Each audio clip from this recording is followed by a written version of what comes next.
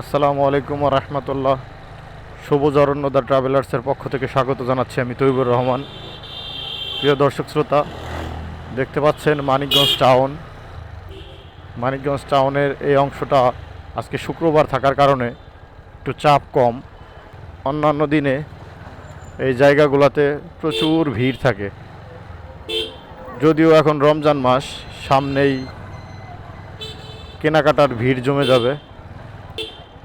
এখন খুব একটা ভিড় দেখতে পাওয়া যাচ্ছে না, তবে শুক্রবার হিসেবে যতটুকু ভিড় থাকা প্রয়োজন ছিল আজকে কিন্তু অতটা চাপ নেই।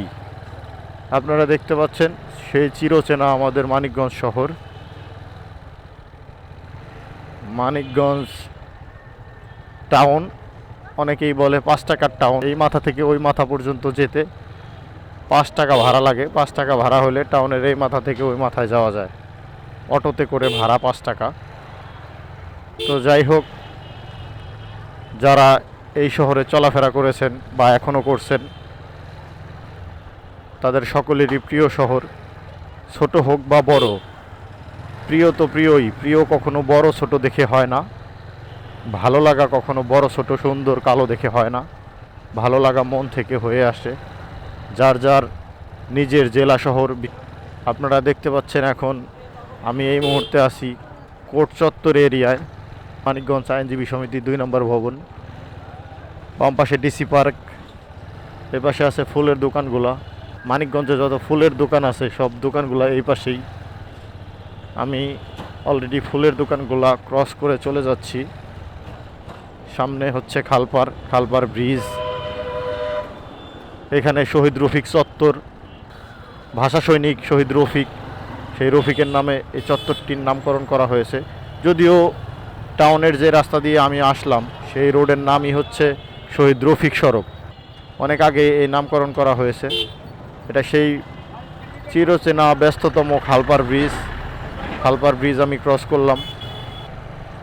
খালপার ব্রিজে এই 5ই আগস্ট সরকার যে পতন হলো, সেই পতন হওয়ার আগে এই খালপার ব্রিজে কিন্তু আওয়ামী দোসরদের অত্যাচারে সাধারণ ছাত্রছাত্রীরা, সেই সাথে আপামর জনসাধারণের উপর যে হামলা আওয়ামী সন্ত্রাসীরা করেছিল, সেই হামলার ঘটনা কিন্তু এই খালপার ব্রিজে অত্যন্ত মারাত্মকভাবে ঘটেছিল। তো যাই হোক, আমাদের প্রাণের শহর, যদিও ছোট শহর, সবাই আমাদের শহরে ঘুরে যাবেন। আমাদের শহরে বেড়ানোর দাওয়াত রইল। যদিও দেখার মতো তেমন কিছু নেই, তবুও আপনারা চাইলে ভ্রমণ করতে পারেন আমাদের মানিকগঞ্জ শহর। এখন আমি ওয়্যারলেস গেট আছি। সামনেই দেখছেন সুবিশাল একটি টাওয়ার। এটা আমরা ছোটোবেলা থেকেই দেখতাম, এই টাওয়ারগুলো এখনও কিন্তু আছে। তো যাই হোক, আমি এখন সবার সেই চিরচেনা করইতলা এসেছি, কিন্তু যদিও করই গাছগুলো এখন নেই। আপনারা জানেন যে ডান পাশে মানিকগঞ্জ সরকারি টেকনিক্যাল স্কুল অ্যান্ড কলেজ, সামনে সুউচ্চ নতুন ভবন তৈরি হয়েছে। এই বাম পাশের যে দোকানগুলো বন্ধ দেখতে পাচ্ছেন, এখানে মোটর সাইকেলের যাবতীয় যন্ত্রাংশ পাওয়া যায়। এবং হাতের বামে মানিকগঞ্জের যে ঐতিহ্যবাহী কাঁচা বাজার, সেই কাঁচা বাজার কিন্তু হাতের বামে। এবং হাতের ডানে আছে 250 শয্যা বিশিষ্ট মানিকগঞ্জ জেনারেল হসপিটাল, মানে সদর হসপিটাল।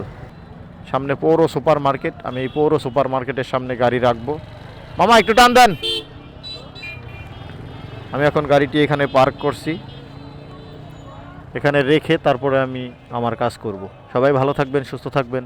আসসালামু আলাইকুম ওয়া রাহমাতুল্লাহ।